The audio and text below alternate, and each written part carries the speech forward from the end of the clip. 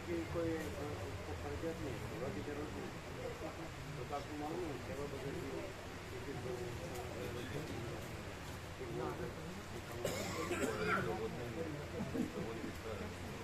नहीं चालू टोटल भरायेलू नहीं पाछू बहू बधा भाविक आव्या ने એટલે પાછું ખાલી થઈ ગયું। हाँ હમણાં તો એમાં પેલા है ना એ પેલા અંદર ચાલુ કર્યું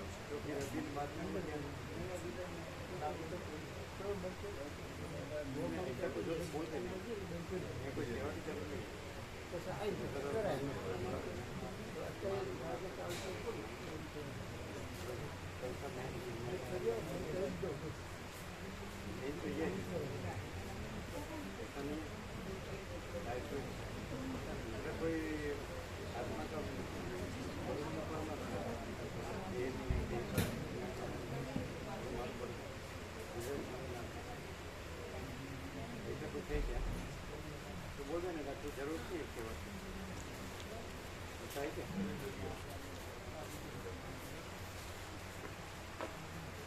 मालूम पड़ा ना ऐसा कि कोई वो नहीं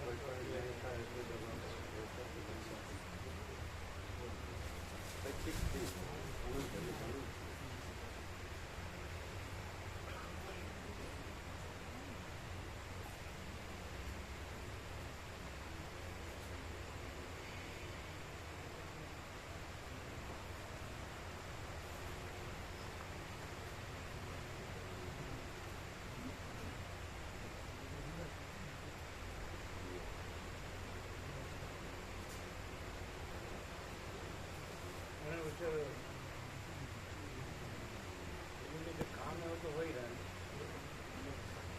आमदनी तो है।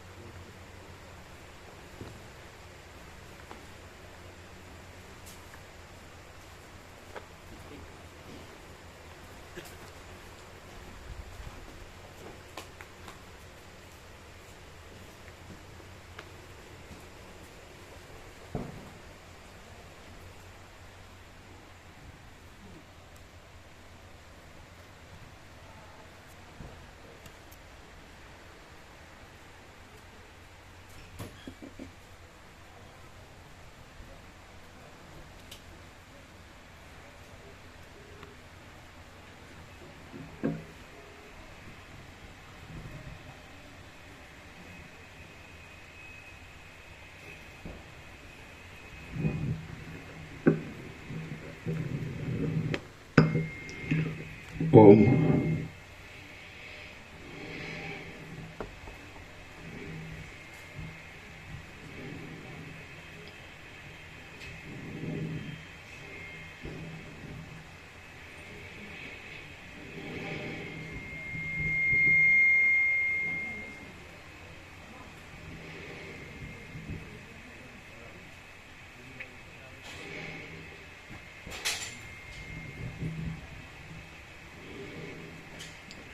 परम चिदाकाश, परम ज्योति, अखंड ज्योति, महाचिदाकाश, स्वयं प्रकाश, संपूर्ण प्रकाश, पूर्ण ब्रह्म, अनंत तेजघन, अनंत चिदघन, परमाकाश, केवल अनंत शुद्ध तेजघन, परमाकाश, अखिल आत्मा, पूर्ण ब्रह्म, परमात्मा, परम चिदाकाश, परम ज्योति, अखंड ज्योति, अनंत पूर्ण परम चिदाकाश, परम शांति, स्वयं सिद्ध, स्वयं प्रकाश, स्वयं पूर्ण, स्वस्वरूप, यही सब कुछ है, इसके सिवा कुछ नहीं है।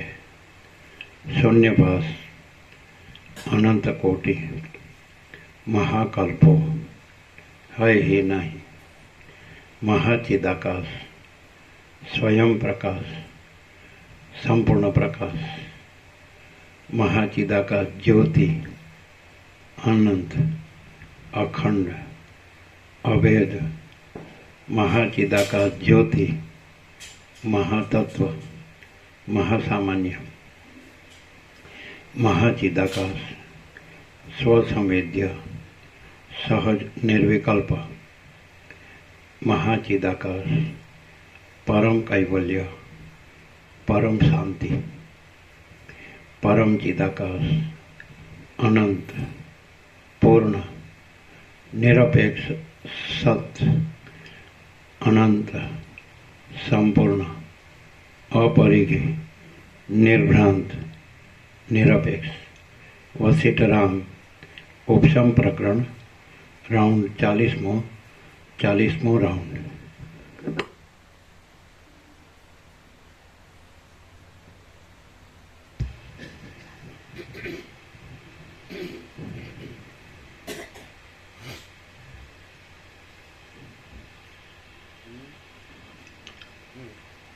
आद्य परब्रह्म सद्गुरु देव की जय। ओम श्री परमात्मने नमः। सद्ग्रंथों शिरोमणि श्री योग वासिष्ठ महारामायण उपशम प्रकरण सर्ग 79 पेज नंबर 758 पेज नंबर 758 सर्ग 79 यथार्थ ज्ञान नामनो चित्तनाशनो बीजो क्रम। आ 79 सर्गમાં यथार्थ ज्ञान એ નામનો ચિત્તના નાશનો બીજો ક્રમ કહેવાશે। રામ બોલ્યા, હે મહારાજ, આપે ચિત્તનો નાશ કરવાના બે ઉપાયોમાં યોગ નામનો એક ઉપાય કહ્યો। હવે મારા ઉપર અનુગ્રહ કરીને यथार्थ ज्ञान नामनो बीजो उपाय कहो। वशिष्ठ बोल्या, आदि विनाना तथा अंत विनाना प्रकाश रूप जे परमात्मा छे ते ज आ जगत छे एवी रीतनो असाधारण अने एक सरखो जे निश्चय करवो ते यथार्थ ज्ञान कहेवाय छे। वशिष्ठ बोल्या, आदि विनाना तथा अंत विनाना प्रकाश रूप जे परमात्मा छे તે જ આ જગત છે એવી રીતનો અસાધારણ અને એક સરખો જે નિશ્ચય કરવો તે યથાર્થ જ્ઞાન કહેવાય છે। અથવા આ જે ઘટ પટ ઇત્યાદि જે સેંકડો પદાર્થોની પંક્તિઓ છે તે આત્મા જ છે, આત્મા વિના બીજું કાંઈ છે જ નહીં એવી રીતનો જે અસાધારણ નિશ્ચય કરવો તે યથાર્થ જ્ઞાન કહેવાય છે। મિથ્યા જ્ઞાનથી જન્મ થાય છે અને યથાર્થ જ્ઞાનથી મોક્ષ થાય છે। તમારો પગ નીચે છે, નીચે માટી છે ને, ક્યાં પાછળનું ક્યાં? તમારો પગ નીચે છે, ક્યાં? જો પાછળનું નથી, લીલો પટ્ટો છે. થોડા આગળ ખુરશી આગળ લો. એટલે તો અમે કીધું હતું કે બધા બધે પાછળ પાછળ જવું, વધારે ભાવિક હોય તો પગ નીચે ન રહે, માટીમાં નીચે છે પગ. બરાબર, ચાલો.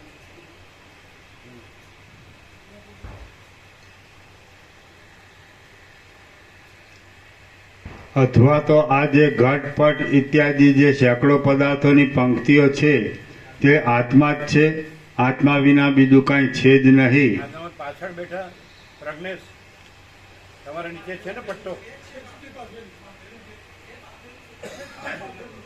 છે ને?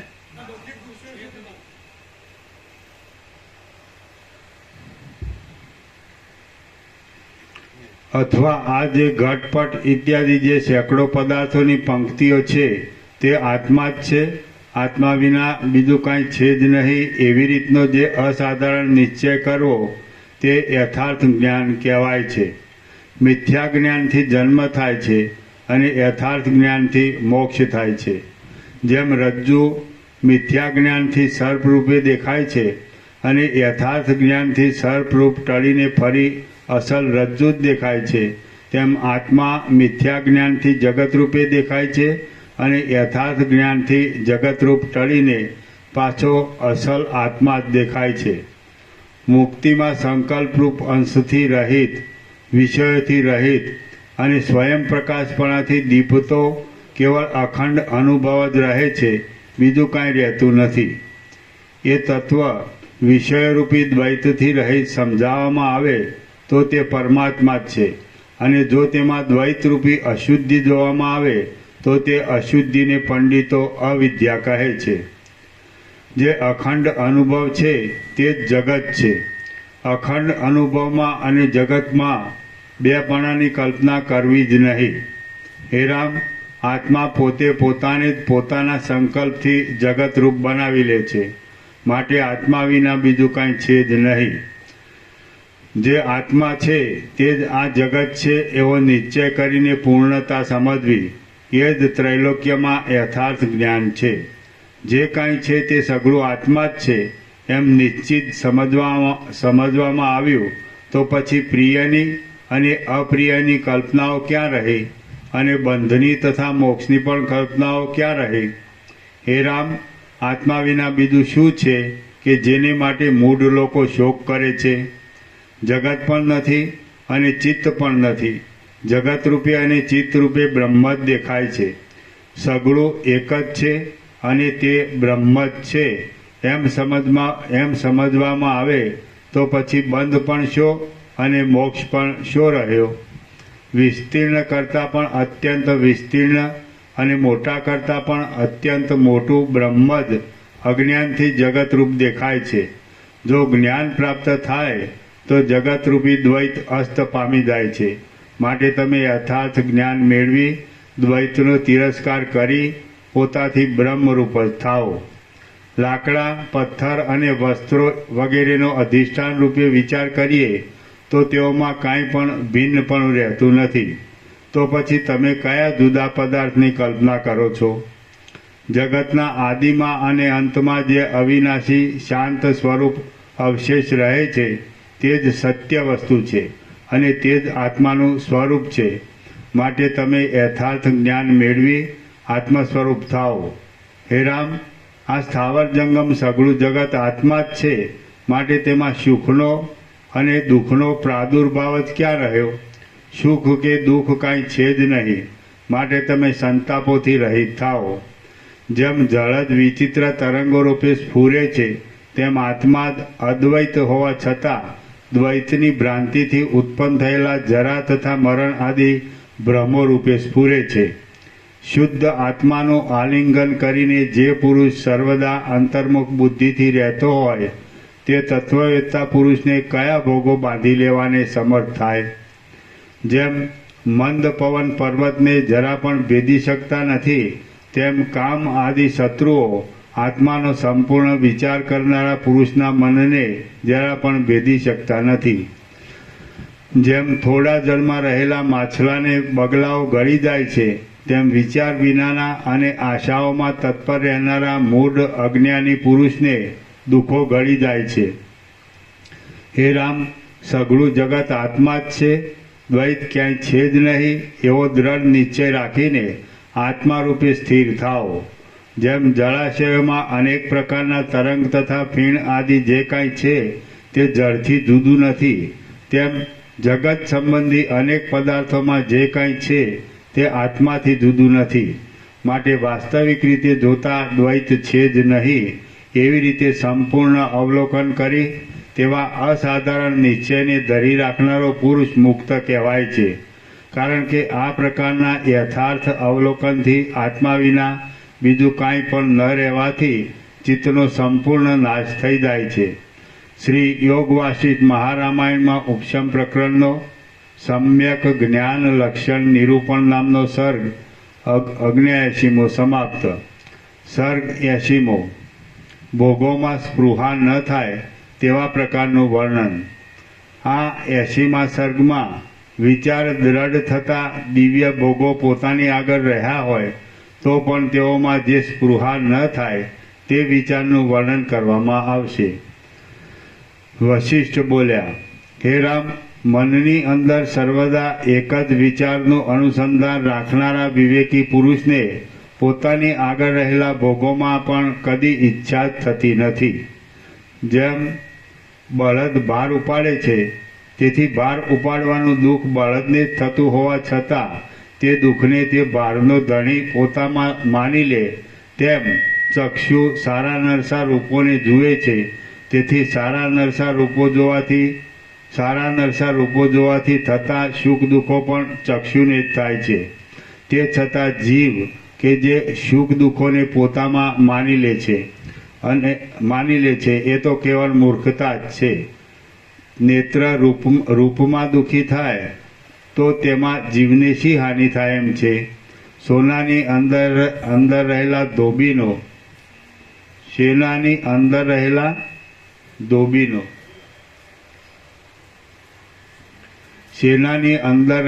ધોબીનો ગધેડો કાદવમાં ખૂંચી જાય તો તેમાં સેનાપતિનું શું જાય? હે અધમ નેત્ર, તું આ રૂપરૂપી કાદવના સ્વાદમાં લંપટ થા નહીં. આ સ્ત્રી પુત્રાદિનું સુંદર રૂપ પણ ક્ષણ માત્રમાં નષ્ટ થઈ જાય છે અને તને દુઃખી કરે છે. શુદ્ધ ચૈતન્ય કે જે સઘળા અનાત્મ પદાર્થોનો પ્રકાશ કરવા છતાં અને સઘળા અનાત્મ પદાર્થોમાં વ્યાપક હોવા છતાં પણ અસંગ રહે છે, તેના ચરિત્રો કૌંસમાં અસંગપણા આદિનો જ સૂક્ષ્મ જોનારાઓએ અભ્યાસ કરવો જોઈએ. હે નેત્ર, આત્મા સ્વતંત્ર રીતે સર્વ પદાર્થોનો પ્રકાશ કરવામાં સમર્થ હોવા છતાં પણ કોઈ પદાર્થને માટે સંતાપ પામતો નથી, અને તું તો દીવા આદિનું અજવાળું હોય તો જ કેવળ રૂપનો જ પ્રકાશ કરી શકે છે. તે છતાં તું એકલા રૂપને માટે આટલો બધો પરિતાપ શા માટે ધરે છે? તું પણ સાક્ષીની પેઠે જ રહીને રૂપને જોયા કર. હે ચિત્ત, આ વિચિત્ર દેખાવવાળી સૃષ્ટિ નદીના જળમાં થતા અનેક પ્રકારના ફેરફારો જેવી અવ્યવસ્થિત છે. તડકાની સામે જોઈ રહેતા આકાશમાં દેખાતા મોરના પીછાની પેઠે મિથ્યાભૂત છે. સારી નરસી અનેક જાતિઓની ખટપટવાળી છે અને વળી ચક્ષુને સ્ફુરે છે. તે છતાં તારે તેની સાથે શું લાગતું વળગતું છે કે જેને લીધે તું તેમાં લંપટ થાય છે અને પરિતાપ ભોગવે છે? જેમ ગતિ પામ્યા કરતા પ્રલય સમુદ્રના જળમાં માછલી સ્ફુરે, તેમ ગતિ પામ્યા કરતા ચિત્તમાં આ સૃષ્ટિ પોતાની મેળે સ્ફૂરતી હોય તો ભલે સ્ફુરે. પણ હે અહંકાર, તું શા માટે ઉઠ્યો છે? હે ચિત્ત, સૂર્ય આદિનું અજવાળું અને પદાર્થોનું રૂપ કે જેઓ સર્વદા જળ છે, જળ છતાં પણ સ્ફુર્યા કરે છે અને પરસ્પરમાં રહે છે, તેમની સાથે તારે કશો સંબંધ નથી. તે છતાં પણ તું તેઓને માટે આકુળ થાય છે, એ કેવળ તારી મૂર્ખતા જ છે. ચક્ષુથી થતો પદાર્થોનો દેખાવ બહાર થાય છે અને તારાથી થતા સંકલ્પ આદિ અંદર થાય છે. માટે તું અને પદાર્થો ભિન્ન ભિન્ન પ્રદેશમાં રહેવાને લીધે તારે અને પદાર્થોને કશો સંબંધ નથી, એ વાત તો સ્પષ્ટ જ છે. જેમ મોઢું અને દર્પણ પરસ્પરના સંગ વિનાના હોવા છતાં પણ ભ્રાંતિને લીધે એક જેવા દેખાય છે, તેમ પદાર્થોના દેખાવો અને સંકલ્પાદી પરસ્પરના સંગ વિનાના હોવા છતાં પણ ભ્રાંતિને લીધે સર્વદા ગાઢ સંબંધવાળા દેખાય છે. ફરીથી મોઢું જેમ મોઢું અને દર્પણ પરસ્પરના સંગ વિનાના હોવા છતાં પણ મોઢું અને દર્પણ પરમાં પડેલું મોઢાનું પ્રતિબિંબ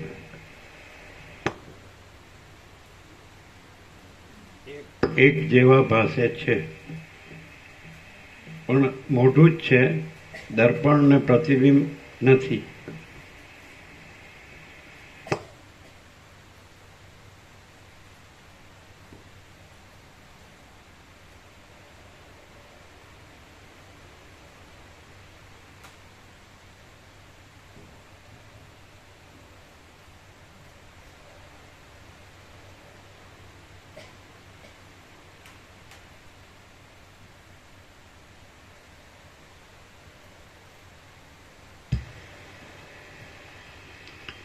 જેમ મોઢું અને દર્પણમાં પડેલા મોઢાનું પ્રતિબિંબ એક જેવા ભાસે છે, પણ પરસ્પરના સંગ વિનાના હોવા છતાં પણ ભ્રાંતિને લીધે એક જેવા દેખાય છે, તેમ પદાર્થોના દેખાવો અને સંકલ્પાદી પરસ્પરના સંગ વિનાના હોવા છતાં પણ ભ્રાંતિને લીધે સર્વદા ગાઢ સંબંધવાળા દેખાય છે, અને તે ભ્રાંતિનું મૂળ અજ્ઞાન જ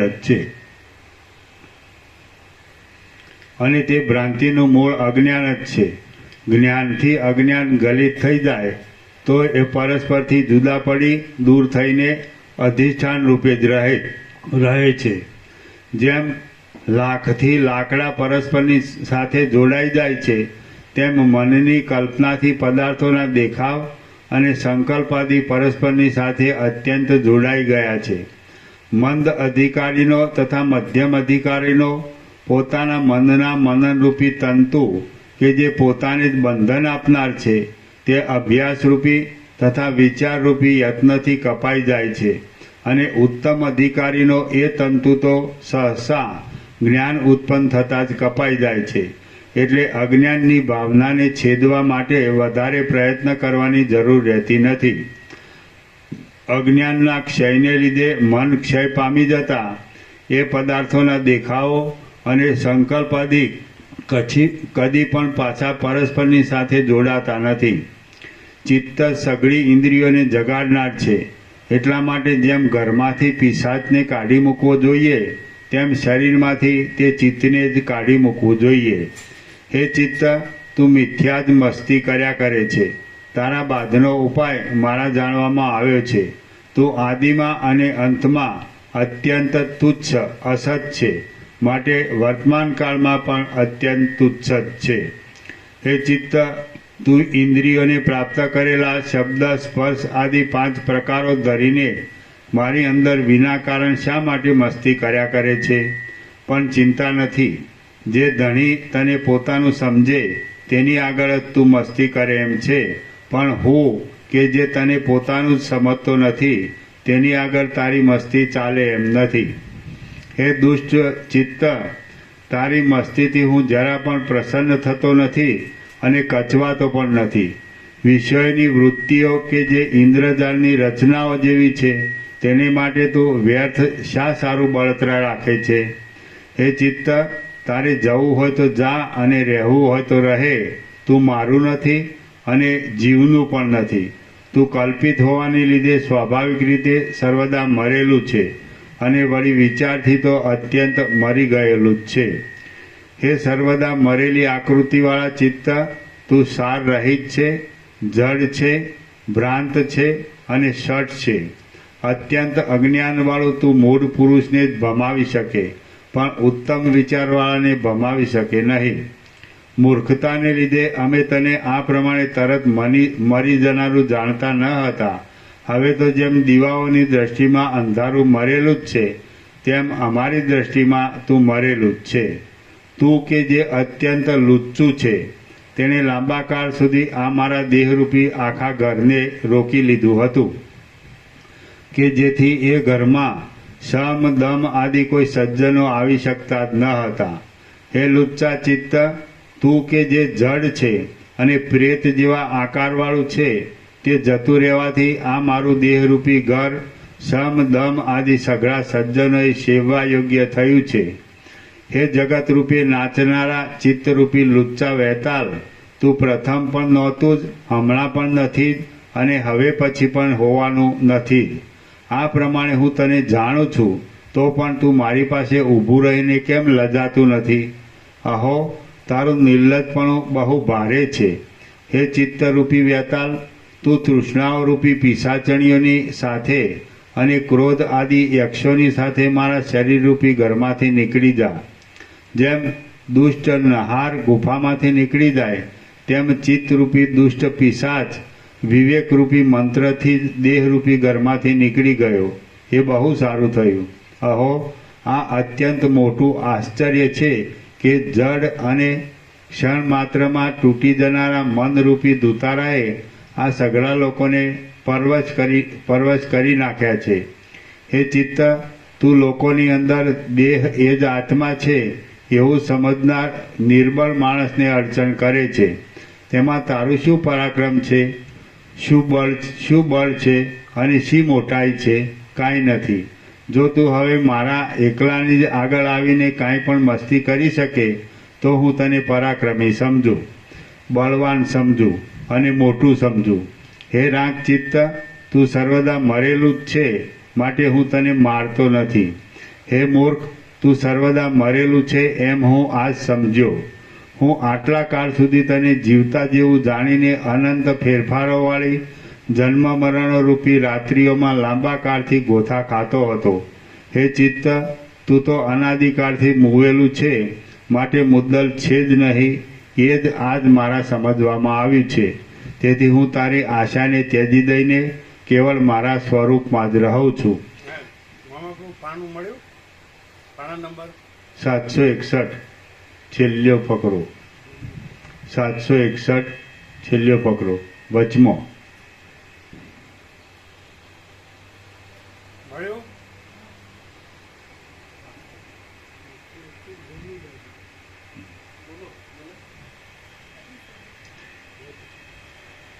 હે મૂર્ખ, મળ્યું પેલા એમને?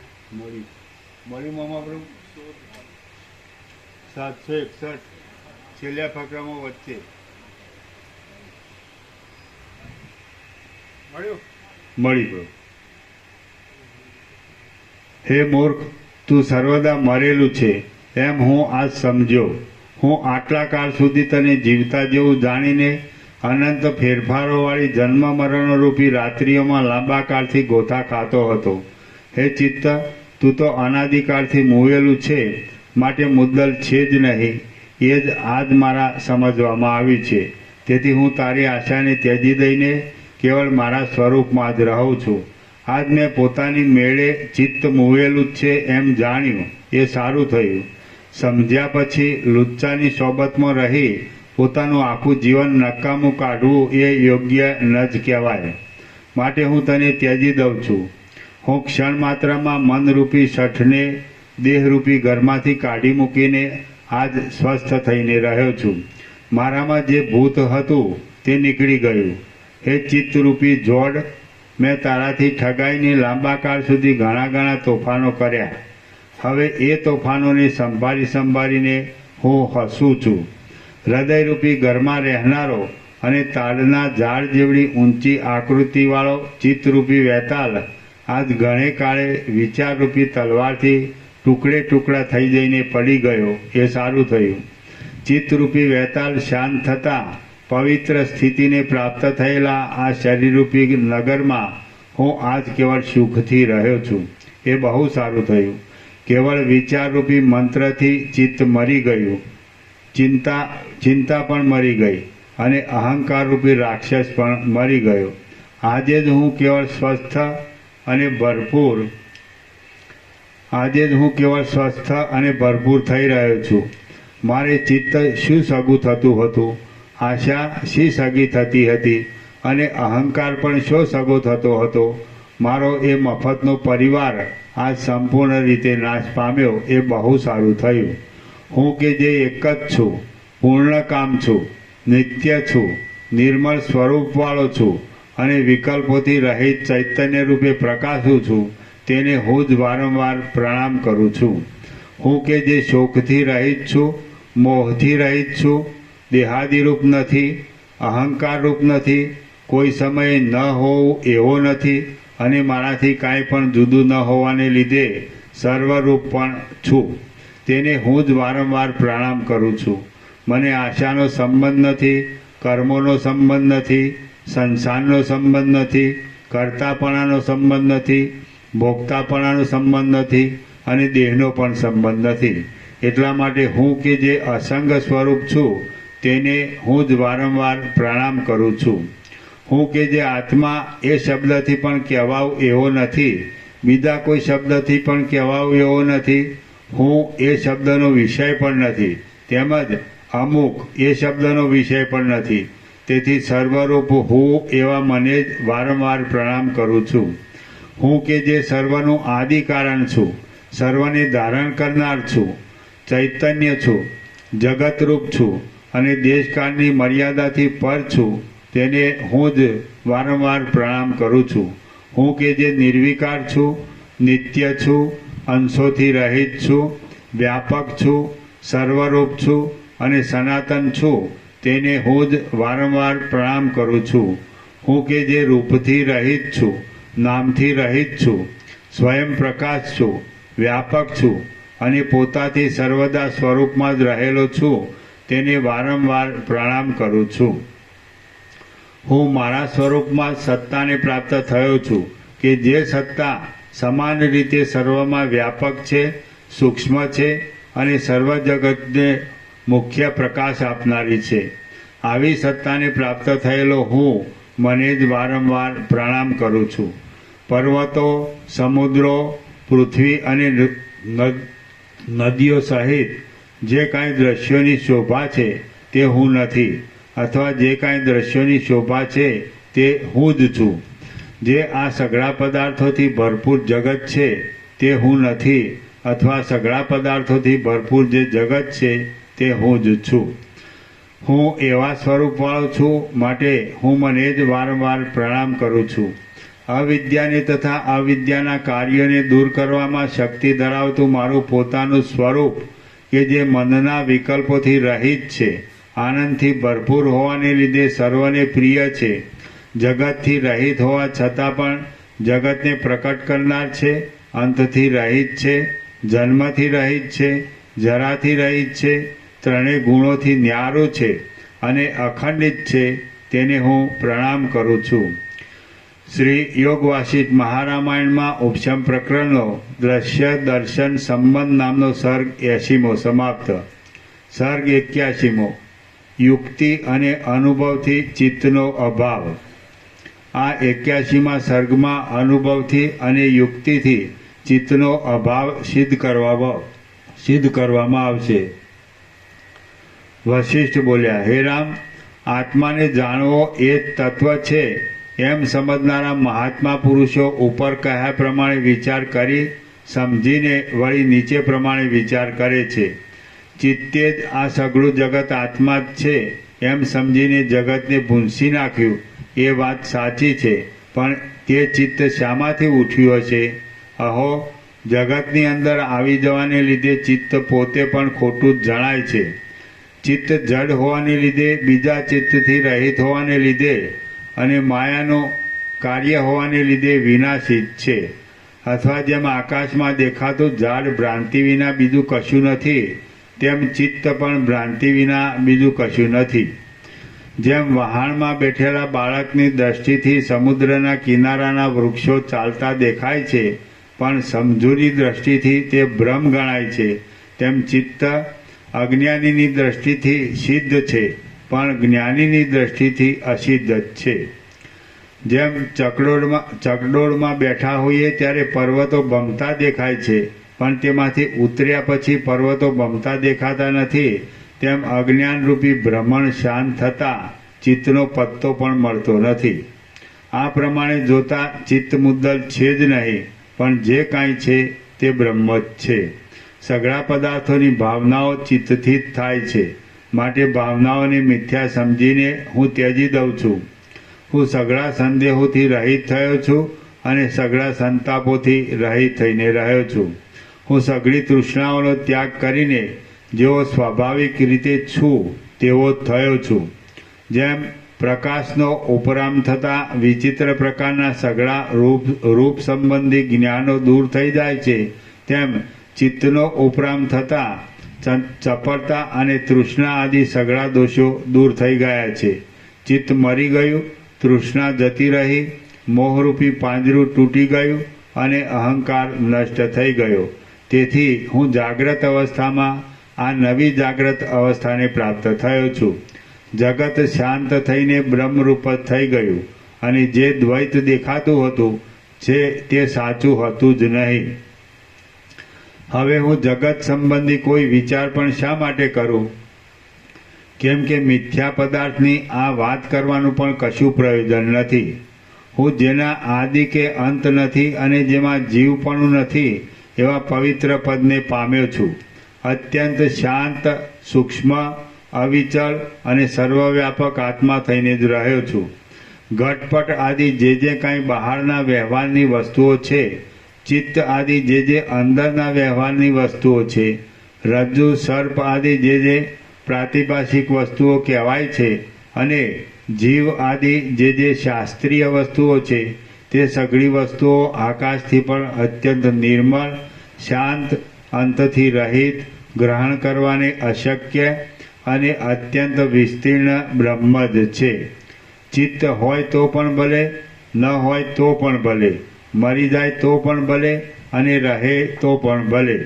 હું કે જે અખંડ બ્રહ્મરૂપે જ પ્રકાશું છું, તેને હવે એ ચિત્ત હોવા ન હોવા આદિનો વિચાર કરવાનું શું પ્રયોજન છે? હું મૂર્ખતાને લીધે વિચાર કરતો નહોતો, તેથી દેહરૂપ થઈને રહ્યો હતો, અને હવે તો વિચાર કરવાને લીધે સર્વવ્યાપક પરમાત્મા થયો છું. હું કે જે વિચાર કરનાર હતો તે ક્યાં ગયો? મન મરી ગયા છતાં પણ હવે વિચાર કરનાર કોઈ છે કે નહીં એવો વ્યર્થ વિકલ્પ કે જે મનરૂપી વેતાલને પાછું જીવન આપે એવો છે, તે શા માટે ઉઠે છે? હવે વિચાર કરનાર કોઈ છે જ નહીં એવો જે વ્યર્થ સંકલ્પ મારી અંદર ઉઠે છે તેને હું ત્યજી દઉં છું. હું સાક્ષીરૂપ જ છું એવો નિર્ણય કરીને હું શાંતપણાથી મારા સ્વરૂપમાં જ રહું છું અને ચૂપ થઈ જાઉં છું. હે રામ, વિવેકી પુરુષે ખાતા, જતા, સૂતા અને બેસતા પણ પોતાની બુદ્ધિ વડે પ્રત્યેક દિવસે નિરંતર આવો વિચાર જ કર્યા કરવો જોઈએ. સ્વસ્થ અને સ્વરૂપમાં જ રહેલા પોતાના ચિત્તથી આવો વિચાર કરીને જીવનમુક્ત પુરુષો કોઈ પણ પ્રકારનો ઉદ્વેગ નહીં રાખતા વ્યવહાર સંબંધી ચાલતા કાર્યો કર્યા કરે છે. આનંદથી ભરપૂર અંતઃકરણવાળા, શરદ ઋતુના પૂર્ણચંદ્ર જેવા પ્રસન્ન મુખ કાંતિવાળા, વર્ણાશ્રમની યોગ્યતા અનુસાર વ્યવહાર સંબંધી કાર્યોમાં વિહાર કરતા અને જેના અભિમાન તથા મદ ટળી જ ગયા છે એવા મહાબુદ્ધિમાન જીવનમુક્ત પુરુષ આ સંસારમાં સુખથી વિચરે છે. ચિત્ત સત્તા પ્રતિપાદન નામનો સર્ગ 81મો સમાપ્ત. સર્ગ 82મો. વિતહવ્ય મુનિએ ઇન્દ્રિયો તથા મનને સમજણ આપી. આ 82મા સર્ગમાં વિતહવ્ય મુનિએ આત્મામાં એકાગ્રતા કરવા માટે ઇન્દ્રિયોને અને મનને જુદા જુદા કારણો બતાવીને સમજણ આપ્યાનું નિરૂપણ કરવામાં આવશે. વશિષ્ઠ બોલ્યા, હે રામ, જેણે આત્માને જાણ્યો હતો એવા વિદ્વાન સંવર્ત મુનિએ પૂર્વે એ પ્રમાણે વિચાર કર્યો હતો અને પાછો વિંધ્યાચળમાં તેમણે એ વિચાર મારી પાસે કહ્યો હતો. તમે વિચારમાં તત્પર રહેનારી બુદ્ધિ વડે આ નિશ્ચયને પકડીને અનુક્રમે જ્ઞાનની ભૂમિકાઓમાં ચડતા આ સંસારરૂપી સમુદ્રમાંથી નીકળી જાઓ. હે રામ, હવે મોક્ષ આપનારો ઇન્દ્રિયોને અને મનને સમજાવવા રૂપ એક બીજો વિચાર હું કહું છું તે તમે સાંભળો. કે જે વિચારથી વિતહવ્ય નામના મુનિએ સઘળા સંદેહોથી રહિત થઈને પરમપદમાં નિવાસ કર્યો હતો. જેમ જેમ સૂર્ય મેરુ પર્વતની લાંબી લાંબી ગુફાઓની આસપાસ ફરે છે, તેમ પૂર્વે મહાતેજસ્વી વિતહવ્ય મુનિ સંસારથી કંટાળીને સમાધિ કરવાનું સ્થળ શોધવા સારું વનની અંદર લાંબી લાંબી વિંધ્યાચળની ગુફાઓની આસપાસ ફરતા હતા. સંસારરૂપી ભ્રમને આપનારી અને આધિઓને તથા વ્યાધિઓને ઉત્પન્ન કરનારી આ ભયંકર ક્રિયાઓની પદ્ધતિથી કેટલેક કાળે એમના મનમાં કંટાળો આવ્યો હતો. એ વિતહવ્ય મુનિએ નિર્વિકલ્પ સમાધિથી મળે એવા ગંભીર પદને પામવાની ઈચ્છાથી જગતમાં પોતાના સઘળા કામકાજો બંધ કર્યા કે જે ઘણા કાળથી કરવામાં આવતા જૂના થઈ ગયા હતા, અર્થાત સંન્યાસ લીધો. જેમ ભ્રમર સુગંધવાળા અને પરાગોથી શ્વેતપણાવાળા નીલકમળમાં પ્રવેશ કરે, તેમ એ વિતહવ્ય મુનિએ સુગંધવાળી અને કપૂરથી દોડેલી કેળના પાંદડાઓથી બનાવેલી પર્ણશાળામાં પ્રવેશ કર્યો. જેમ વૃષ્ટિથી રહિત થયેલો મેઘ તાપ વિનાના પર્વતની ઉપર બેસે, તેમ એ મુનિ જેના ઉપર સારી રીતે મૃગચર્મ પાથર્યું હતું એવા શુદ્ધ અને સમતાવાળા આસન પર બેઠા. પદ્માસનવાળી પગના તળિયાની ઉપર હાથની આંગળીઓ રાખી, ડોકને ઊંચી રાખી, શરીરને સ્થિર કરી શિખરની પેઠે તેમની સ્થિતિ કરી. જેમ સાયંકાળે પર્વતની ગુફામાં પેસતો સૂર્ય ચારે બાજુ ફેલાયેલા પોતાની કાંતિના સમૂહને સારી પેઠે સમેટી લે છે, તેમ એ મુનિએ વિષયોમાં ચારે બાજુ વિખરાયેલા પોતાના મનને ધીરે ધીરે સારી પેઠે સમેટી લીધું. અનુક્રમે બહારના અને અંદરના સઘળા વિષયોનો ત્યાગ કરતા એ મુનિએ નિર્દોષ થયેલા પોતાના મનથી નીચે પ્રમાણે વિચાર કર્યો. વિતહવ્ય બોલ્યા, સ્વગત, અહો વિષયોમાંથી પાછું વળેલું છતાં પણ ક્ષણ માત્રમાં પાછું ચંચળ થઈ જતું આ મન તરંગોથી તણાતા જતા પાંદડાની જેમ સ્થિરતાને પ્રાપ્ત થતું નથી. ચક્ષુ આદિ પ્રચંડ ઇન્દ્રિયોએ ભ્રમથી પકડેલા વિષયો માટે આ મન હાથથી પછાડેલા દડાની જેમ નિરંતર ઉછળ્યા જ કરે છે. આ મન ઇન્દ્રિયોએ વધારેલી વૃત્તિઓમાં એકને ત્યજી બીજીને અને બીજીને ત્યજી ત્રીજીને એમ અનેક વૃત્તિઓમાં ભટક્યા કરે છે, અને જેમાંથી પાછું વાળીએ તેમાં તો ગાડાની માફક દોડે છે. મોટા વેગવાળું મન ગડામાંથી લુગડામાં જાય છે અને લુગડામાંથી ગાડામાં જાય છે. એટલે જેમ વાંદરો વૃક્ષોમાં કૂદ્યા કરે છે, તેમ આ મન જુદા જુદા વિષયોમાં કૂદ્યા કરે છે. હવે હું પ્રથમ મનને નીકળવાના 5 દ્વારો રૂપ આ તુચ્છ ચક્ષુ આદિ કે જેઓ ઇન્દ્રિયોએ નામથી ઓળખાય છે તેઓનું સારી પેઠે અવલોકન કરું. હે અભાગણી ઇન્દ્રિયો, જેમ સમુદ્રના જળને સ્થિર થવાનો અવસર મળતો નથી, તેમ તમને પણ સ્થિર થવાનો અવસર મળતો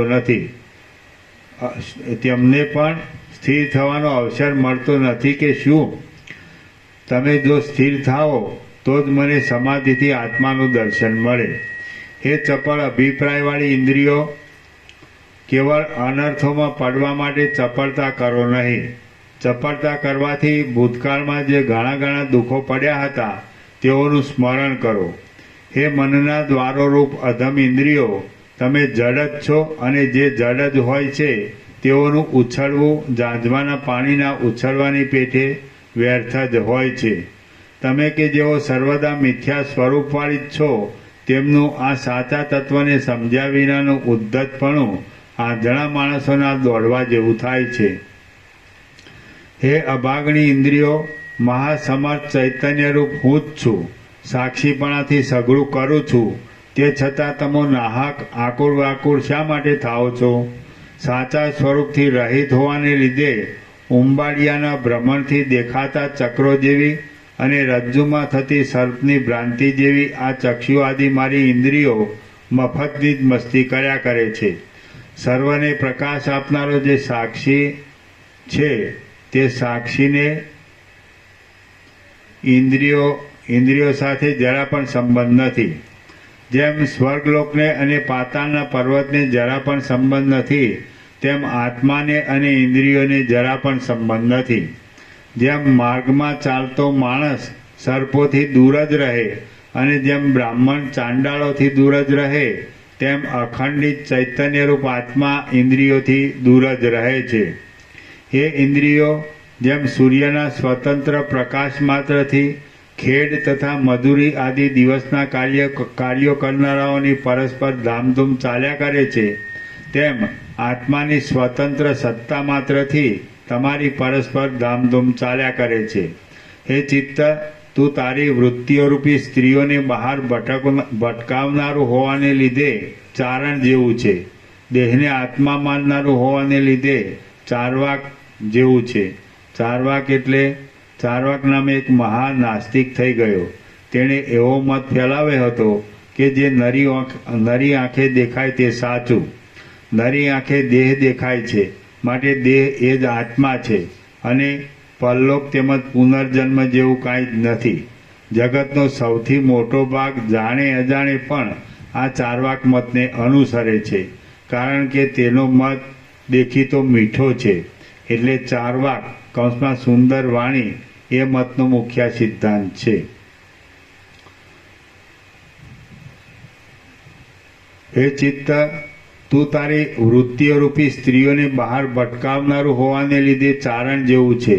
દેહને આત્મા માનનારું હોવાને લીધે ચારવાક જેવું છે અને પેટ ભરવાને અર્થે સઘળી દિશાઓમાં ફરનારું હોવાને લીધે ભિખારી જેવું છે.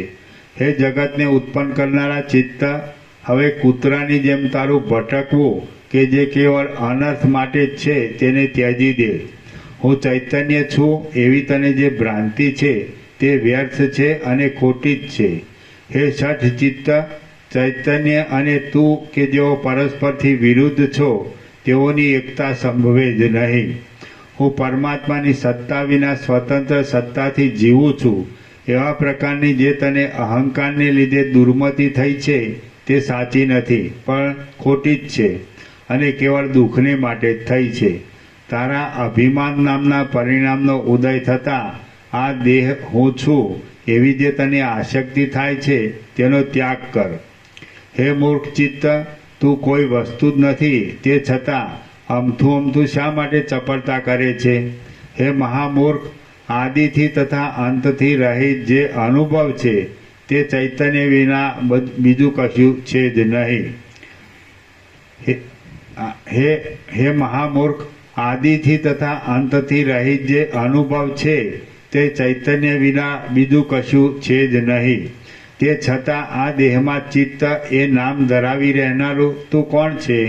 હે ચિત્ત, ભોગના સમયમાં અમૃત જેવી લાગતી અને પરિણામે ઝેરી ફળને આપનારી જે કર્તાપણાની તથા ભોગતાપણાની તને ભ્રાંતિ છે તે વૃથા જ છે. હે મૂર્ખ ચિત્ત, ઇન્દ્રિયોનો આશ્રય કરીને તું ઉપહાસના પાત્રરૂપ થા નહીં. તું કરતા પણ નથી અને ભોગતા પણ નથી. તું તો કેવળ નિશ્ચેત જ છે અને બીજાની આપેલી સત્તાથી જાગ્રત થાય છે. ભોગોને તું શું થાય છે અને ભોગો તારે શું થાય છે? તું જડ છે, તેથી મુદ્દલ તારું સ્વરૂપ જ નથી. ત્યારે તારા બંધુ કે મિત્ર આદિ તો ક્યાંથી જ હોય? જે પદાર્થ જડ હોય છે તે પોતાની સત્તાથી નહીં છતાં પરાઈ સત્તાથી પોતાની સત્તા ભોગવતો હોય છે, માટે ખોટો હોય જ છે. તું કે જે જડ છે તેમાં સમજનાર, કરતા, ભોગતા અને પૂર્વાપરનું અનુસંધાન રાખનાર વગેરે ભાવ ચૈતન્યની સત્તા વિના ઘટતી જ નથી. તું જો જીવરૂપ હોય તો જે આત્મા છે તે જ તારું સ્વરૂપ છે, માટે તારે નિર્વિકલ્પપણે જ રહેવું જોઈએ. કેમ કે અનેક સંકલ્પ વિકલ્પોથી ભરેલી અને દુઃખ દેનારી તારી આવી સ્થિતિ ઘટતી જ નથી. કરતાપણું અને ભોગતાપણું કે જેને તે પોતામાં મિથ્યા જ માની લીધેલા છે તેમને ધીરે ધીરે જે યુક્તિથી હું ભૂંસી નાખું છું તે યુક્તિ તું સાંભળ. આ તું પોતે તો જડ જ છે, એમાં કોઈ પ્રકારનો સંશય નથી. ત્યારે તું નિશ્ચેત જ છે ત્યારે તને કરતાપણું કેવું હોય? શિલાઓ નાચે છે એ વાત કંઈ સંભવે? માટે તું એમ સ્વીકાર કર કે મારામાં જે શુદ્ધ પરમાત્માનો પ્રતિબિંબરૂપ ભાગ છે તેની સત્તાથી જ મારું સઘળું જીવન છે. હે ચિત્ત, તું જીવે છે, ઈચ્છે છે, હણે છે, જાય છે અને નાચે છે એ સઘળું વૃથા જ છે. કેમ કે એમાંની કોઈ પણ ક્રિયા તારી પોતાની શક્તિથી થતી નથી, પણ આત્માની શક્તિથી જ થાય છે. માટે એ ક્રિયાઓ તારી કરેલી ન કહેવાય, પણ આત્માની કરેલી જ કહેવાય. જે કામ જેની શક્તિથી કરવામાં આવે તે કામ તેણે જ કરેલું કહેવાય છે, પણ વચલાએ કરેલું ન કહેવાય. કેમ કે દાતરડું પુરુષની શક્તિથી કાપે છે, માટે પુરુષ જ કાપનાર કહેવાય છે, પણ દાતરડું કાપનારું કહેવાતું નથી. જે પદાર્થ જેની શક્તિથી હણાય તે પદાર્થ તેણે જ હણેલો કહેવાય, પણ વચલાએ હણેલો ન કહેવાય. જેમ કે તલવાર પુરુષની શક્તિથી હણે છે, માટે જે હણાયો હોય તેને પેલા પુરુષે જ હણેલો કહેવાય છે, પણ તલવારે હણેલો કહેવાતો નથી. જેની શક્તિથી પીવાતું હોય તે જ પીનાર કહેવાય છે, પણ વચલો પીનાર કહેવાય નહીં. જેમ કે માણસ ભૂંગળી વડે પાણી પીતો હોય ત્યારે તે માણસ જ પાણી પીનાર કહેવાય છે, પણ ભૂંગળી પાણી પીનાર કહેવાતી નથી. હે ચિત્ત, તું સ્વભાવથી જ અત્યંત જડ છે અને તને જે ચેતન મળે છે તે સર્વજ્ઞ આત્માથી જ મળે છે. માટે આત્મા પોતે પોતાને જ સર્વ પદાર્થ રૂપે ગોઠવે છે એમ સિદ્ધ થાય છે. એટલે તારામાં કરતાપણું પ્રાપ્ત જ થતું નથી. મહાસમર્થ આત્મા જ તને સર્વદા જાગ્રત કરે છે. કેમ કે સમજુએ મૂળ લોકોને સેંકડો આવૃત્તિઓથી પણ જગાડવા જોઈએ. આ સંસારમાં કેવળ બોધરૂપ જો આત્મસત્તા જ સ્ફુરે છે અને તે સત્તાથી જ તું ચિત્ત એ શબ્દને તથા તેના અર્થને ધારી રહ્યું છે. આ સંસારમાં કેવળ બોધરૂપ જો આત્મસત્તા સ્ફુરે છે અને તે સત્તાથી જ તું ચિત્ત એ શબ્દને તથા તેના અર્થને ધારી રહ્યું છે. હે ચિત્ત, આ પ્રમાણે તું આત્માની શક્તિરૂપ અજ્ઞાનમાંથી આવેલું છે એમ સિદ્ધ થાય છે. માટે જો જ્ઞાન પ્રાપ્ત થાય તો જેમ સખત તડકામાં હિમ પીગળી જાય તેમ તું પીગળી ગયા વિના રહે જ નહીં. હે ચિત્ત, તું જ્ઞાનથી તરત પીગળી જાય એમ છે, એટલા માટે તું મુયેલું જ છે, નિશ્ચેત જ છે અને વાસ્તવિક રીતે જોતા મુદ્દલ છે જ નહીં. તેથી તારે હું આત્મા છું એવી દુઃખ આપનારી આસક્તિ રાખવી નહીં. હે ચિત્ત, તારી કરેલી સઘળી કલ્પનાઓ ઇન્દ્રજાળની લતાઓની માફક મિથ્યા જ છે. કેમ કે અખંડ અનુભવરૂપ બ્રહ્મ જ સર્વ જગત રૂપે સ્ફુરે છે. બ્રહ્મની ચૈતન્ય શક્તિના મિશ્રણવાળી માયા શક્તિ જ મનુષ્ય રૂપે, દેવતાઓ રૂપે અને બ્રહ્માંડો રૂપે ગોઠવાયેલી છે.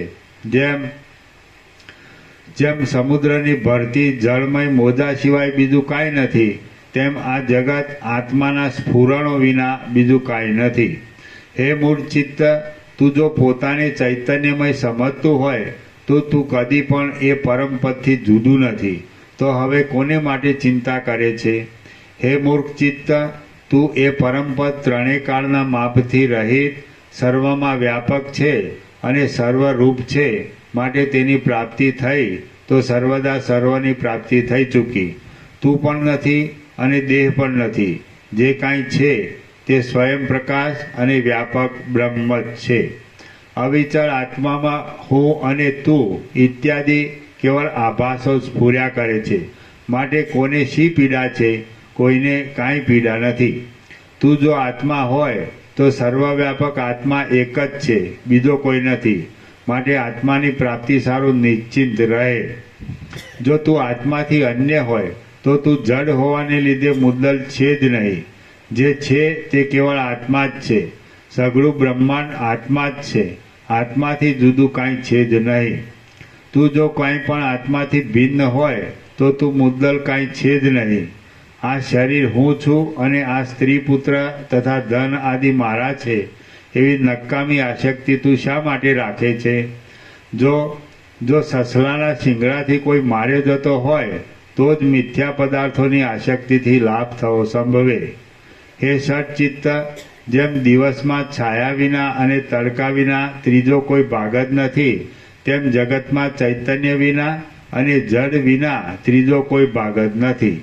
માટે હે ચિત્ત, કેવળ ચૈતન્યના અવલોકનથી તારી જડતાનો અને તારી અંદર રહેલા ચિદાભાસનો નાશ થતાં જે કેવળ અનુભવ માત્ર અખંડ ચૈતન્ય અવશેષ રહે છે તે જ તું છે. હે મૂઢ, આમ હોવાને લીધે તને કરતાપણું કે ભોગતાપણું કાંઈ પણ નથી. તું તો પરબ્રહ્મ જ છે. એટલા માટે મૂર્ખપણાને છોડી દઈને ધીરજવાળું થા. જો કે તું આ રીતે આત્મારૂપ જ છે તો પણ આત્મા ચિત્તરૂપ સાધનથી પોતાના સ્વરૂપનો સાક્ષાત્કાર કરે છે એમ જે કહેવામાં આવે છે તે તો કેવળ ઉપદેશના વાક્યોની જમાવટને માટે જ કહેવામાં આવે છે. જો તું એમ ધારતું હોય કે હું આત્માને એક જાતનું સાધન જ છું તો તું આપમેળે ગતિ કરવામાં પણ સમર્થ નથી. માટે તારું કરતાપણાનું અભિમાન વૃથા જ છે. સાધન કે જે જડ હોય છે, ગતિ વિનાનું હોય છે અને કર્તાએ આપેલી પ્રેરણા વિના અશક્ય જ હોય છે, અશક્ત જ હોય છે, તે કર્તાએ આપેલી પ્રેરણા વિના શી રીતે કાર્ય કરી શકે? જો કર્તા પ્રેરણા ન આપે તો સાધનમાં કોઈ જાતની શક્તિ જ હોતી નથી. જો કાપનારો પુરુષ પ્રેરણા ન આપે તો દાતરડું શું કરી શકે? તલવાર મારીને કાપી નાખવાના કામમાં પુરુષ જ સમર્થ છે. તલવાર તો સઘળા અવયવોથી સંપૂર્ણ હોય તો પણ જડ હોવાને લીધે કશું કરવા સમર્થ નથી. હે મિત્ર, તું પોતે જડ હોવાને લીધે કાંઈ પણ કરી શકે એમ નથી. એટલા માટે દેહાદિની તથા સ્ત્રી પુત્રાદિની સંભાળ લેવાનો વ્યર્થ ખેદ ધરવો છોડી દે. મૂર્ખ, હે મૂર્ખ, જે અશક્ત હોય તેને બીજાઓની સંભાળને માટે ઉદ્વેગ કરવો શોભતો જ નથી. આત્મા જીવપણાને પામીને સંસારમાં પીડાય છે એટલે તેને માટે હું સઘળા પ્રયત્નો કરવાનો ખેદ ભોગવું છું એમ જો તું ધારતું હોય તો એ તારું ધારવું વૃથા છે.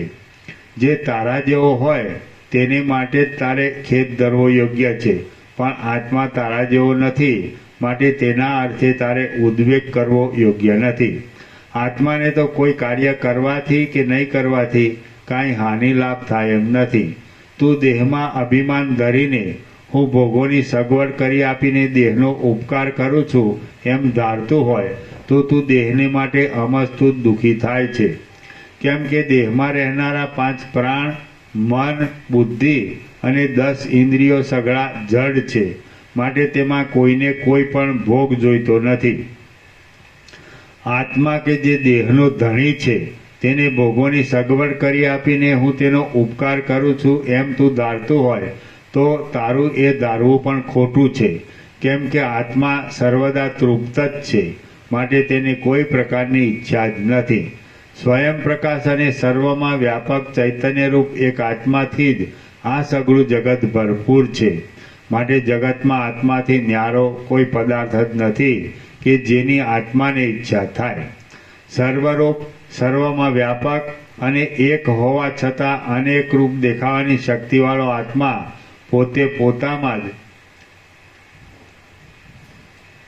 પોતામાં સર્વ જગતને બનાવે છે. માટે તેને કયો પદાર્થ અલભ્ય હોય કે જેની ઈચ્છા કરે? હે ચિત્ત, જેમ રાજાની અલબેલી રાણીને જોઈને જુવાન પુરુષ અમસ્તો દુઃખી થાય છે તેમ તું આત્માની આ સઘળી લીલાને જોઈને અમસ્તુ દુઃખી થાય છે. હે ચિત્ત, ત્યારે હું આત્માની સાથે સંબંધ રાખીને તેના અનુગ્રહથી ભોગો ભોગવીશ એમ તું ધારતું હોય તો તારું એ ધારવું પણ વૃથા છે. કેમ કે જેમ ફળ પુષ્પના સંબંધને યોગ્ય જ નથી તેમ તું આત્માના સંબંધને યોગ્ય જ નથી. ફળ જો પુષ્પની સાથે સંબંધ ધરે તો સંબંધ ધરતા જ પુષ્પને દૂર કરી દે છે. તેમ તું પણ જો આત્માની સાથે સંબંધ ધરે તો સંબંધ ધરતા જ આત્માને દૂર કરી નાખે એવું છે. માટે જેમ ફળ પુષ્પનો કાંઈ પણ ઉપભોગ લઈ શકે એમ નથી તેમ તું આત્માનો કાંઈ પણ ઉપભોગ લઈ શકે એમ નથી. એકને બીજા પદાર્થની અંદર રહેવું અથવા બીજા પદાર્થની સાથે મળી જવું એ મુખ્ય સંબંધનું લક્ષણ છે.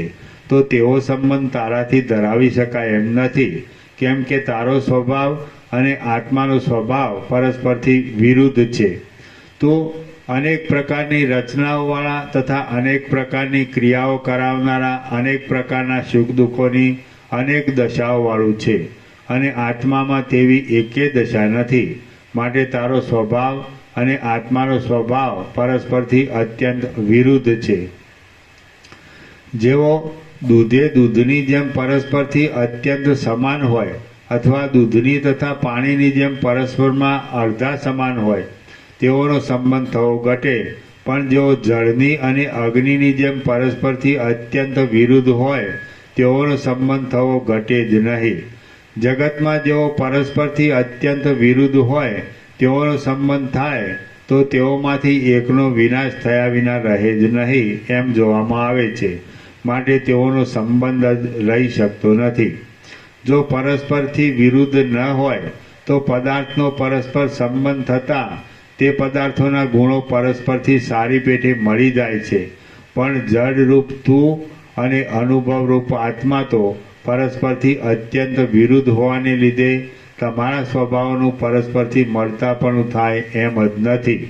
તારો અને આત્માનો સંબંધ થતાં જો તારા પ્રભાવથી અનુરૂપ આત્મા દૂર થઈ જાય તો તને જાણનારો કોઈ ન રહેવાને લીધે તારી સિદ્ધિ ન થાય, અને આત્માના પ્રભાવથી તું નષ્ટ થઈ જાય તો તે પોતાના નાશને અર્થે જ આત્માનો સંબંધ માગ્યો કહેવાય. એટલે બંને રીતે તને હાનિ છે. તું ભોગની લાલચથી આત્માના સંબંધને માગીને હાથે કરીને તારા સ્વરૂપનો નાશ જ કરવા ધારે છે, માટે તેમ કર નહીં. સ્વરૂપથી ભ્રષ્ટ થવું એ મોટું દુઃખ છે. હું આદિ સઘળું દ્રશ્ય કે જે અજ્ઞાન રૂપ છે તેનો આત્માના જ્ઞાનરૂપપણાના પ્રભાવથી નાશ થઈ જાય તો એકલો નિરતિશય આનંદરૂપ આત્મા જ અવશેષ રહેશે. એ સારું થશે એમ ધારીને તું એટલાથી સંતોષ મારતું હોય તો એકાગ્ર ધ્યાનરૂપ અખંડ સમાધિ કરીને આત્માનું દર્શન કરનાર થા. હે ચિત્ત, તને સમાધિમાં સુખ છે પણ સંકલ્પો કરવામાં સુખ નથી. કારણ કે જેમ ધોધનું પાણી પથરાવમાં પડતા ફેલાઈ ગયેલા જેવું થઈ જાય છે તેમ અખંડ અનુભવ સંકલ્પોને લીધે દેહ તથા ઇન્દ્રિયો આદિમાં પડતા ફેલાઈ ગયેલા જેવો થઈ જાય એ મોટું દુઃખ છે. હે ચિત્ત, તું સંકલ્પો કરતું નથી પણ આત્મા કરતાપણા રૂપ સ્વભાવને લીધે સંકલ્પો કરે છે. જો એમ તું ધારતું હોય તો એ તારી ભૂલ છે. આત્મા કે જે કલ્પનારૂપી કાદવથી રહિત છે અને પ્રકાશીને કલ્પનાઓનો નાશ કરનારો જ છે, તેમાં વળી કરતાપણું કેવું હોય? આકાશમાં પુષ્પ હોવું સંભવે કે? જેમ આકાશમાં આકાર સંભવતો જ નથી તેમ આત્મામાં કરતાપણું સંભવતું જ નથી. જેમ સમુદ્ર જળ રૂપે, ફીણો રૂપે, પરપોટાઓ રૂપે અને તરંગો રૂપે સ્ફુરે છે પણ પોતે તેમાંનું કાંઈ કરતો નથી, તેમ તે કલ્પેલા અનેક ભેદોરૂપ આત્મા કેવળ સ્ફુરે જ છે પણ પોતે કોઈ ભેદની કલ્પના કરતો નથી. જેમ સમુદ્રમાં ધગધગતો અંગારો હોવો સંભવતો નથી તેમ સર્વાત્મક અને સ્વયં પ્રકાશપણાથી સ્ફૂરતા આ ચૈતન્યરૂપ આત્મામાં દ્વૈત હોવું સંભવતું જ નથી. હે ચિત્ત, આત્મા કલ્પનાઓથી રહિત છે અને તું જડ હોવાને લીધે કલ્પના કરી શકે એમ નથી. માટે કલ્પના જ સિદ્ધ નહીં થવાને લીધે વિષયોથી રહિત એક અનુભવ જ સાચો છે, બીજું કાંઈ પણ સાચું નથી એમ સિદ્ધ થાય છે. જેમ આકાશમાં વન નથી તેમ અખંડ અનુભવરૂપ આત્મામાં આ જુદું છે, આ જુદું નથી, આ શુભ છે અને આ અશુભ છે એવા પ્રકારની મિથ્યા કલ્પના છે જ નહીં. વિષયોથી રહિત અખંડ અનુભવરૂપ આ આત્મા જ ભરપૂર થઈ રહેલો છે, તો તેમાં આ હું છું અને આ બીજો છે એવા પ્રકારની મિથ્યા કલ્પના કેમ જ હોય? આત્મા કે જે આદિથી રહિત છે અને વ્યાપકપણાથી સર્વત્ર ભરપૂર છે તેમાં કલ્પનાનો આરોપ કોણ કરી શકે? આકાશમાં ઋગ્વેદની સંહિતા લખવી હોય તો કોઈથી લખી શકાય? આકાશમાં ઋગ્વેદની સંહિતા લખવી હોય તો કોઈથી લખી શકાય? હે ચિત્ત, તે નિર્મળ થઈને આત્માને સઘળા પદાર્થોના તત્વરૂપ અખંડ અનુભવ રૂપે રહેલો અને સઘળી દિશાઓમાં અત્યંત ભરપૂરપણાથી રહેલો જાણ્યો. એટલા માટે મારા સુખ દુઃખો ઝાંઝવાના પાણી આદિ પ્રાતિભાષિક પદાર્થોની જેમ ક્ષીણ થઈ ગયા છે. મને સુખ દુઃખના દેખાવો થતા હતા એ ભ્રાંતિ જ હતી. શ્રી યોગ વાસિષ્ઠ મહારામાયણમાં ઉપશમ પ્રકરણનો ઇન્દ્રિયાનું શાસન યોગોપદેશ નામનો સર્ગ 82મો સમાપ્ત. સર્ગ 83મો. ચિત્ત અને ઇન્દ્રિયો હોવાથી થતા દોષો તથા ન હોવાથી થતા સુખો. આ 83મા સર્ગમાં ચિત્તની તથા ઇન્દ્રિયોની સત્તાથી સઘળા દોષો તથા અનર્થો થાય છે અને તેઓની ખટપટ ન હોવાથી સઘળા ગુણોની તથા સુખોની પ્રાપ્તિ થાય છે એમ કહેવામાં આવશે. વશિષ્ઠ બોલ્યા, હે રામ, એકાંતમાં બેઠેલા એ ધીર વિધવ્ય મુનિએ શુદ્ધ ધારણાવાળી બુદ્ધિથી ફરીવાર પણ પોતાની ઇન્દ્રિયોના સમૂહને નીચે પ્રમાણે સમજાવ્યો. એ મુનિએ પોતાની ઇન્દ્રિયોને એકાંતમાં જે સમજણ આપી હતી તે તમને સ્પષ્ટ રીતે કહું છું, તમે તે સાંભળો. તે સાંભળીને અને તેવી જ ભાવનાને પ્રાપ્ત થઈને તમે બિલકુલ દુઃખ રહિત થાઓ. વિધવ્ય બોલ્યા, હે ઇન્દ્રિયો, આ તમારી પોતાની સત્તા કૌંસમાં વિદ્યમાનપણું, આ તમારી પોતાની સત્તા જીવનના સમયમાં ઘણા અનર્થો આપનારી છે અને મરણ થયા પછી પણ નરક આદિ ઘણા દુઃખો આપનારી છે. એટલા માટે તમે ઉપર કહ્યા પ્રમાણે તમારી ખોટી સત્તાને ત્યજી દો. હું સ્પષ્ટ ધારું છું કે મારા ઉપદેશથી તમારી આ સત્તા નષ્ટ થઈ ગઈ, કેમ કે તમે અજ્ઞાનથી જ ઉત્પન્ન થયેલી છો. ઉપદેશથી અજ્ઞાન નષ્ટ થઈ જતાં તમને પાછી સત્તા મળવાની જ નથી. હે ચિત્ત, જેમ બાળકોની અગ્નિમાં ક્રીડા તે બાળકોના પડખાને બાળવા માટે થાય છે, તેમ તારી સત્તા તને દુઃખ આપવા માટે થાય છે. હે ચિત્ત, તું જોઈ લે કે તારા હોવાને લીધે જ ભ્રાંતિ પામેલા મૂર્ખ લોકોના રાગ દ્વેષાદી કલ્લોલોની ભીડવાળા આ સંસારરૂપી નદીઓના સમૂહો કાળરૂપી સમુદ્રમાં પ્રવેશ કરે છે. હે ચિત્ત, તું જોઈ લે કે તારા હોવાથી જ જેઓમાં પોતપોતાના અભિમાનને લીધે પરસ્પરના અનિષ્ટો કરવાના ચિંતવનો થાય છે, એવી દુઃખોની પરંપરા વરસાદની સતત ધારાઓની પેઠે ક્યાંયથી આવી પડે છે.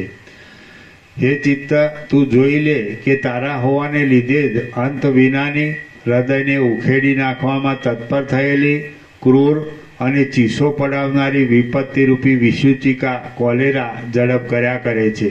હે ચિત્ત, તું જોઈ લે કે તારા હોવાને લીધે જ ઉધરસ તથા શ્વાસરૂપી ભ્રમરોના ગુંજારવવાળી અને ધોળા દેખાવવાળી જરા તથા મરણરૂપી મંજરી દેહરૂપી જૂના ઝાડમાં ખીલેલી છે. હે ચિત્ત, તું જોઈ લે કે તારા હોવાને લીધે જ મનોરથોરૂપી સર્પોથી ઘેરાયેલા અને જડતારૂપી ઘાટા ઝાકળવાળા લોલકોરૂપી છિદ્રોવાળા શરીરોરૂપી ખાડાની અંદર ચિંતારૂપી ચપળ ઘરોડી ભમ્યા કરે છે. હે ચિત્ત, તું જોઈ લે કે તારા હોવાને લીધે જ અનેક ચાળાઓ કરી અવાજ કરતું લોભરૂપી પક્ષી પોતાની સુખ દુઃખાદી દ્વંદ્વરૂપી તીક્ષ્ણ ચાંચથી આ કાયારૂપી જૂના ઝાડમાંથી શાંતિ તથા ધર્મ આદિ ગુણોરૂપી ફળ પુષ્પોના સમૂહને કાપી નાખે છે. હે ચિત્ત, તું જોઈ લે કે તારા હોવાને લીધે જ આ કઠોર, અપવિત્ર અને દુરાચારવાળો કામરૂપી કૂકડો વાસનાઓરૂપી ઘણા કચરાવાળા મનરૂપી ઉકરડાને ચારે બાજુ ખોતર્યા કરે છે. હે ચિત્ત, તું જોઈ લે કે તારા હોવાને લીધે જ આ મોટી મોહરૂપી રાત્રિમાં અજ્ઞાનરૂપી ભયંકર ગુવડ જેમ સ્મશાનમાં વેતાલ નાચે તેમ હૃદયરૂપી ઝાડમાં નાચે છે. હે ચિત્ત અને હે ઇન્દ્રિયો, તમારા હોવાથી જેમ રાત્રિમાં પિશાચણીઓ નાચે તેમ તેના જેવી બીજી અનેક આકૃતિઓ અજ્ઞાનને લીધે ભટક્યા કરે છે. હે ચિત્ત, તું જો તારી ખટપટને ત્યજી દે તો જેમ પ્રભાતમાં સૂર્યના પ્રકાશથી કમલિનીઓ સુંદર રીતે ખીલે છે, તેમ હૃદયમાં જ્ઞાનના પ્રકાશથી સઘળી શુભ સ્થિતિઓનો સારી રીતે વિકાસ થાય. હે ચિત્ત, તું જો તારી ખટપટને ત્યજી દે તો આ હૃદયરૂપી આકાશ મોહરૂપી ઝાકળથી તથા રજોગુણરૂપી ધૂળથી અત્યંત રહિત થઈને જ્ઞાનરૂપી સૂર્યના નિર્મળ પ્રકાશથી જોડાઈ શોભવા લાગે.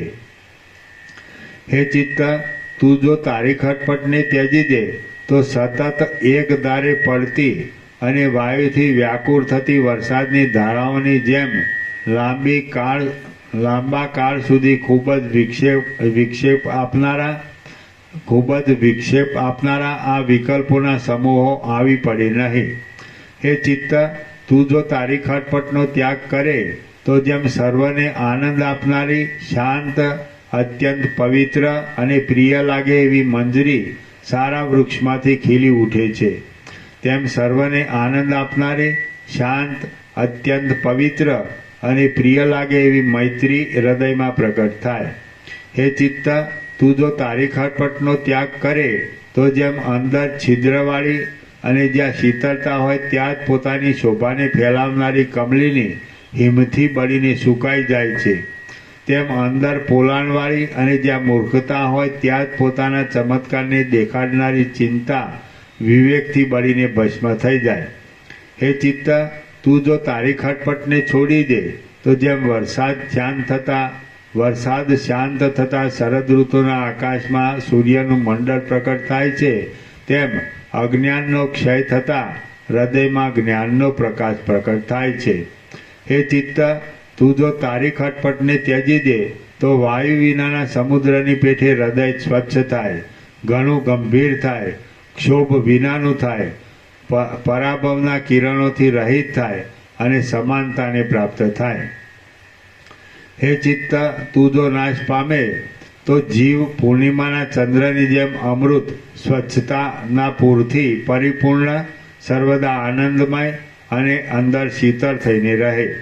હે ચિત્ત, તું જો નષ્ટ થઈ જાય તો અજ્ઞાનનો નાશ થવાથી અંદર જ્ઞાનના પ્રકાશો સંપૂર્ણ પ્રકટ થાય અને તેથી સઘળું સ્થાવર જંગમ જગત બાધિત થઈને આત્માના એક દેશમાં જ રહે. હે ચિત્ત, તું જો નષ્ટ થઈ જાય તો આનંદરૂપ અને ભરપૂર આકારવાળા આત્મ સ્વરૂપની ભાવના થાય કે જે ભાવના આશાઓના પાશોને અનુસરનારા દેહાભિમાનીઓને થતી નથી. હે ચિત્ત, તું જો નષ્ટ થઈ જાય તો જેમ બળી ગયેલા પાંદડાના તેઓના રસો પાછા આવતા નથી, તેમ નાશ પામેલા સંસારના જરામરણરૂપી મોટા માર્ગોમાં પુરુષો પાછા આવે નહીં. હે ચિત્ત, તું જો નષ્ટ થઈ જાય તો આત્મારૂપી વૃક્ષમાં એવો લાંબો આરામ મળે કે જે મળ્યા પછી પાછું ભ્રમણ કરવું જ ન રહે. હે સઘળી આશાઓવાળા ચિત્ત, તું જો નષ્ટ થઈ જાય તો સઘળી આશાઓ આપનાર બાબતનો નાશ થતાં ઉપર કહેલી અને બીજી પણ ઘણી ગુણોની સંપત્તિઓ પ્રાપ્ત થાય. હે ચિત્ત, એક તારા રહેવાનો પક્ષ અને બીજા તારા નષ્ટ થઈ જવાનો પક્ષ, એ પક્ષમાંનો જે પક્ષ લેવાથી પરમ કલ્યાણ તારા જોવામાં આવતું હોય તે પક્ષરૂપી ઉત્સવને સ્વીકારી લે. હે માન ધરાવનારાઓમાં ઉત્તમ ચિત્ત, હું ધારું છું કે તને નષ્ટ થઈને આત્મારૂપે રહેવામાં સુખ છે, માટે તે સુખ લેવા માટે દ્વૈતથી રહિત આત્મા સ્વરૂપની તું ભાવના કર. પ્રાપ્ત થઈ શકે એવા સુખનો ત્યાગ કરવો એ મૂઢપણું જ કહેવાય. જો આત્માના પ્રતિબિંબવાળું તારું સ્વરૂપ કે જેથી તું જીવે છે તે જો સાચું હોય તો તને નષ્ટ કરી નાખવા કોણ ઈચ્છે? પરંતુ હું સાચું કહું છું કે એ આત્માના પ્રતિબિંબવાળું તારું સ્વરૂપ મુદ્દલ છે જ નહીં. તું મુદ્દલ છે જ નહીં એટલા માટે હું જીવું છું એવા ખોટા વિશ્વાસથી તું સુખ માની લે નહીં. તું પ્રથમ પણ ન હતું અને હમણાં પણ નથી જ. જ્યાં સુધી ભ્રાંતિ હતી ત્યાં સુધી તારી સ્થિતિ હતી, પણ હમણાં વિચાર કરવાથી ભ્રાંતિનો સદંતર નાશ થવાથી હવે તારી સત્તા છે જ નહીં. હે ચિત્ત, જ્યાં સુધી યથાર્થ વિચાર ન કરવામાં આવે ત્યાં સુધી તું તારા રૂપથી રહી શકે છે, પણ યથાર્થ વિચાર કરવામાં આવે કે તુરત જ તું વિક્ષેપોથી રહિત થઈને બ્રહ્મરૂપ થઈ જાય છે. જેમ પ્રકાશના અભાવથી અંધારું થાય છે, તેમ વિચારના અભાવથી તું થયું છે, અને જેમ પ્રકાશથી અંધારું નષ્ટ થઈ જાય છે, તેમ તું વિચારથી નષ્ટ થઈ જાય છે. હે મિત્ર, આટલા કાળ સુધી હું અલ્પ વિવેકવાળો હતો, તેથી જ તારી વૃદ્ધિ થઈ હતી, કે જે વૃદ્ધિ દુઃખોના જ કારણરૂપ હતી. જેમ બાળકની આગળ તેની મૂઢતાને લીધે સંકલ્પ માત્રથી વેતાલનો ભ્રમ વધતો જાય છે, તેમ મારી આગળ મારી મૂઢતાને લીધે સંકલ્પ માત્રથી તારી વૃદ્ધિ થઈ હતી, અને તારી વૃદ્ધિથી જ સુખ દુઃખ આદિ અનેક દ્વંદ્વો જોવામાં આવતા હતા, કે જે દ્વંદ્વો સંસારમાં આદિ તથા અંતવાળા હોવાને લીધે મિથ્યા જ છે. જે વિવેકની કૃપાથી હમણાં મિથ્યારૂપ નષ્ટ થઈને તને અવિનાશી આત્મ સ્વરૂપ પ્રાપ્ત થયું છે, તે વિવેકને વારંવાર પ્રણામ કરું છું. હે ચિત્ત, તું પોતે પણ ઘણી રીતે સમજેલું છે, અને તને શાસ્ત્રોએ પણ ઘણી રીતે સમજાવેલું છે, કે જેથી તું ચિત્તપણાથી છૂટીને આત્મારૂપ થયેલું છે. તને તારા જૂના રૂપે કૌંસમાં આત્મ સ્વરૂપે તને તારા જૂના રૂપે સ્થિતિ પ્રાપ્ત થઈ, એ તારા કલ્યાણને માટે જ થઈ છે. હમણાં તું સઘળી વાસનાઓ વિનાનું થઈને બ્રહ્મરૂપ થયેલું છે. જેમ પ્રકાશના અભાવથી થયેલું અંધારું પ્રકાશ થતાં નષ્ટ થઈ જાય, તેમ વિવેકના અભાવથી ઉત્પન્ન થયેલું તારું ચિત્તપણું વિવેકથી નષ્ટ થઈ ગયું છે. જે અવિવેકથી ઉત્પન્ન થયેલો હોય તે વિવેકથી નષ્ટ થઈ જાય છે. હે ભલા ચિત્ત, તારી પોતાની ઈચ્છા નહીં હોવા છતાં પણ તારામાં વિચાર સ્થિર થયો છે, તેથી સઘળી રીતે આ તારો વિનાશ પ્રાપ્ત થયો છે, કે જેથી તને પરમ સુખની પ્રાપ્તિ થશે. હે ચિત્ત, હે ઇન્દ્રિયોના અધ્યક્ષ, હું સિદ્ધાંતની યુક્તિઓથી મારા સ્વરૂપને જાણીને સંસારના પારને પામ્યો છું. હવે તારું ભલું થજો. હે ચિત્ત, તું પૂર્વે પણ ન હતું, હમણાં પણ નથી, અને હવે પછી પણ નહીં થશે. તારું ભલું થજો. હું તને છોડી જ દઉં છું. મારા સઘળા સંતાપો ટળી ગયા છે. હું શાંત થયો છું, અને પરમ સુખ પામ્યો છું. એ બહુ સારું થયું. હું સાક્ષી રૂપે રહ્યો છું, માટે પોતાના સ્વરૂપમાં જ રહ્યો છું. ઉપર કહેલા કારણોને લીધે હવે સંસારમાં ચિત્તની સ્થિતિ જ રહી નથી. ચિત્ત મુદ્દલ છે જ નહીં. આત્મા તો છે અને છે, કે જે આત્માથી જુદું બીજું કાંઈ છે જ નહીં. એ આત્મા હું જ છું, અને મારા વિના બીજું કાંઈ છે જ નહીં. હું સ્વયં પ્રકાશ ચૈતન્ય રૂપ છું, બોધરૂપ છું, અને સર્વત્ર સર્વદા રહેલો છું. શુદ્ધ ચૈતન્યમાં આ આત્મા છે એવી કલ્પના પણ દુર્લભ છે. ત્યારે અનાત્મ પદાર્થોની કલ્પના તો ન જ હોય તેમાં કહેવું શું? અખંડ તત્વમાં બીજા પદાર્થની કલ્પના ક્યાંથી જ હોય? માટે હું હવે એ આત્મા હું છું એમ પણ નહીં બોલતા ચૂપ થઈને જેમ તરંગ જળમાં જ રહે છે, તેમ મારા સ્વરૂપમાં જ રહું છું. હું મારા હૃદયમાં મારું સ્વરૂપ જ, કે જે વિષયોથી રહિત છે, વાસનાઓથી રહિત છે, ચિદાભાસ જીવપણાથી પણ રહિત છે, પ્રાણના સંચાર વિનાનું છે, ભેદના લેશરૂપ દોષથી રહિત છે, અને જગતનો બાદ થતાં અનુભવ રૂપે અવશેષ રહેલું છે, તેને પ્રાપ્ત થઈને શાંત થયો છું. હું મનની ચેષ્ટાને તથા વાણીના વ્યાપારને છોડી દઉં છું. શ્રી યોગવાસિષ્ઠ મહારામાયણમાં ઉપશમ પ્રકરણનો ચિત્ત સત્તા વિચાર યોગોપદેશ નામનો સર્ગ 83મો સમાપ્ત. ઓમ ઓમ ઓમ. 772. પ્રસાદ આપી દો. જે નવા આવ્યા હોય એને મોહનથાળ પ્રસાદ આપજો કોથળીમાં.